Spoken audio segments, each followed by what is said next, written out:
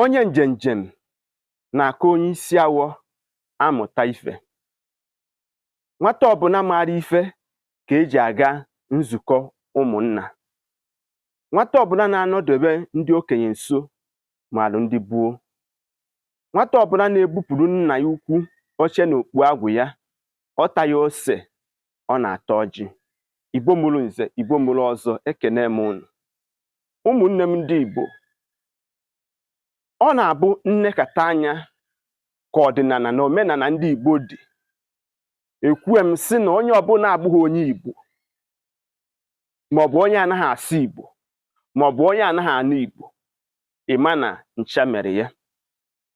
Agaghị gachana n'obodo anyị nwa bi n'ime ya bụ Naịjirịa wee chọpụta na ọ bụ ka ndị Igbo si eme ọdịnala na omenala ha na-egosiwute the unity, cultural value and heritage over the land.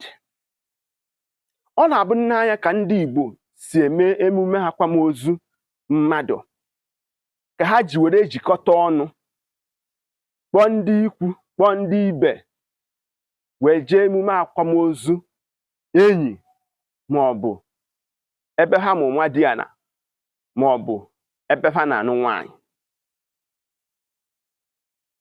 Mana o nwere ajụjụ m chọrọ ka m jụọ gị, jụkwazie ndị Igbo anyị niile.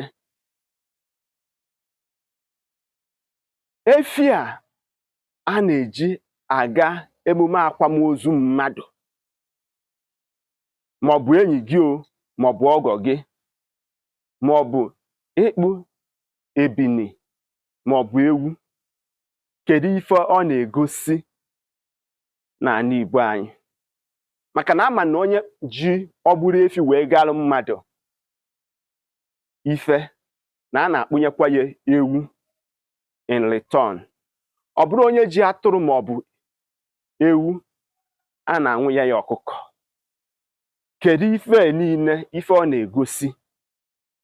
Ọgbụgbọ na-eji egwu, maọbụ egwu mmọnwụ, maọbụ egwu ịgba, maọbụ egwu ogene, a na-anwụnye ebini, ewu, maọbụ ọkụkọ. Ajụjụ nchọ ka m jụọ gị, ka ejikwaziere m ndị okenye anyị, kedu ife ọ na-egosi?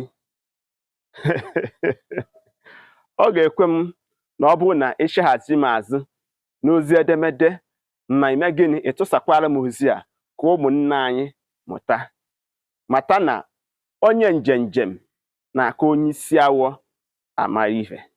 Ọ gwụsịa ka ọ ha nnụnụ. Aka mbụ onye nke gị bụ Maazi-UC.